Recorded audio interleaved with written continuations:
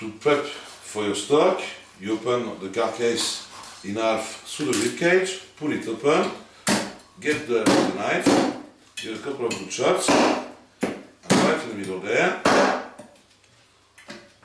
and a bit of the knife. All those bits are going to be roasted brown later on for your brown chicken stock.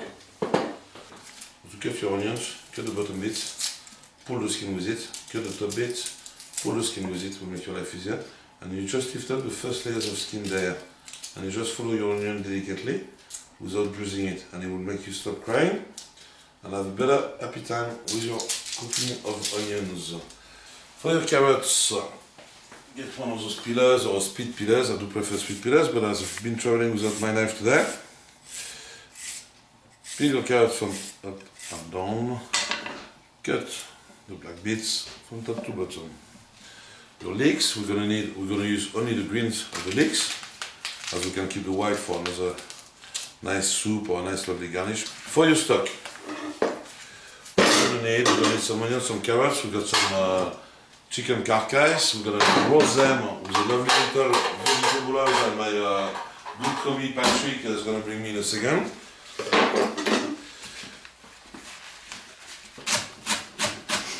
You can cut your leeks roughly on the leeks in a sieve, ready for washing. Just add a bit of vegetable oil with chicken carcass to start browning them slowly. And then we're going to put them in the oven until they get really roasted crispy and concentrate all the flavors inside the bowls. Yeah? In 2 seconds I will have, when it's all nicely roasted, I will show you how to add all your diced up vegetables. Cut your carrots in half on the thickness side again, keeping 2 halves very flat on your board, keeping your fingers away from your blade, and chopping quite regularly in small chunks.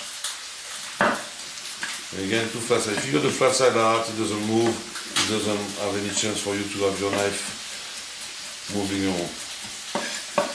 That cut is called a paysan cut, or proper countryside, or lovely anglophone talking countries people.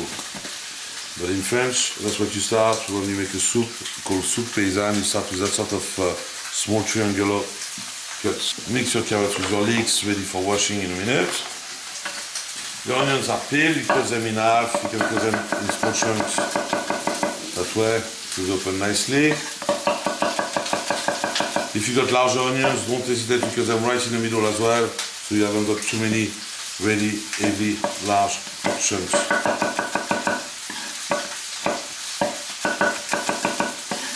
Vegetable will be nice, drained, and ready for roasting.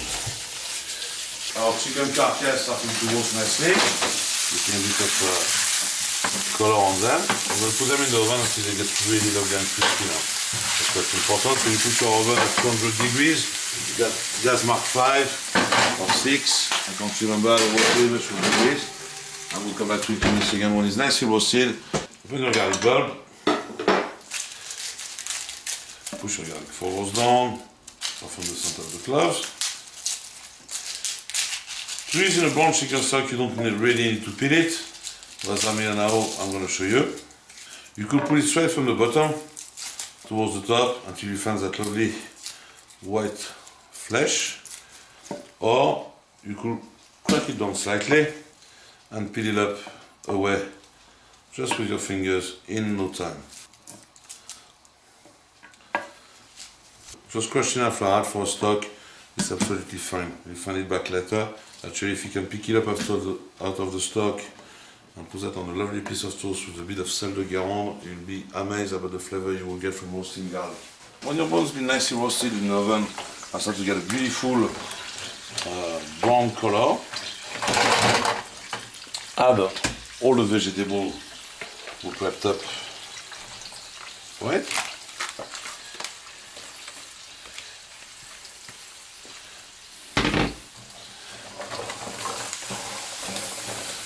Mix really well, and just return everything in the oven until all those vegetables are nicely roasted with your chicken. Now that our chicken is lovely brown and nicely golden and the vegetables are lovely roasted, we're going to get them to our stock pan. Make sure you get all the little bits of roasting bones into the tray.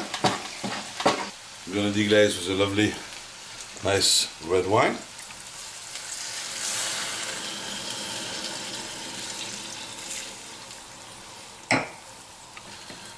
And reduce that very slowly, meaning that the liquid level should become very less than what it was in the first place.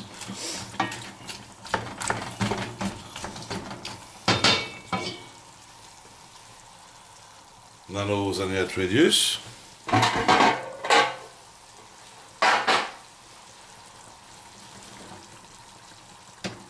Add some cold water.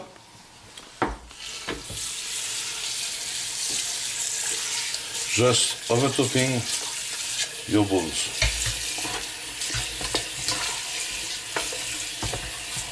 Returning to the stove and bringing it as a good mix to the boil.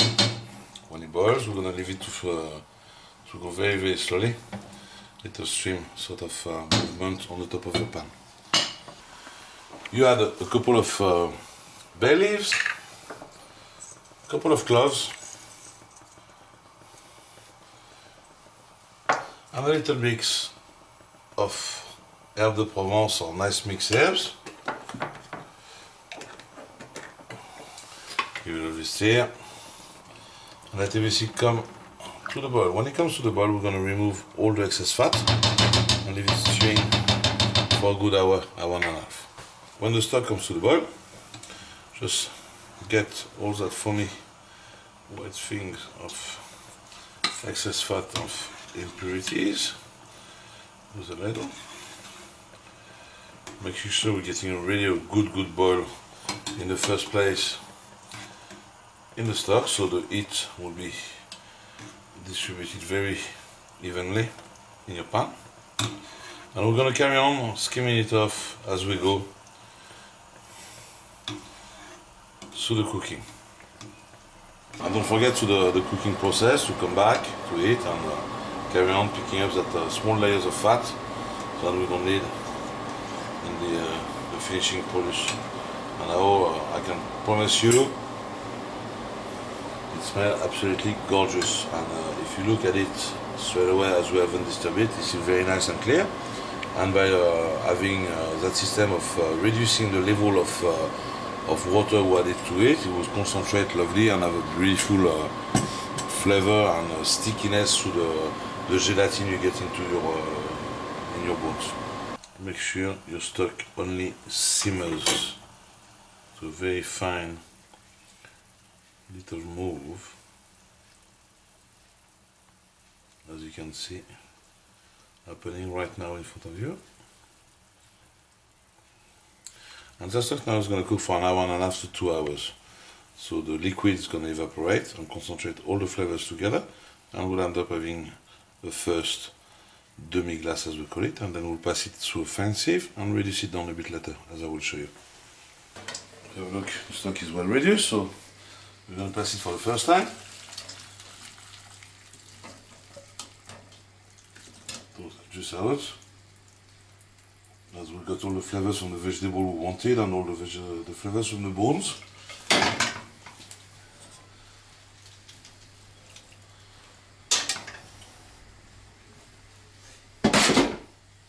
And then we're going to bring it back to the boil once more, making sure we're taking all that first layers of fat, but it's hardly anything as we did it through the cooking process.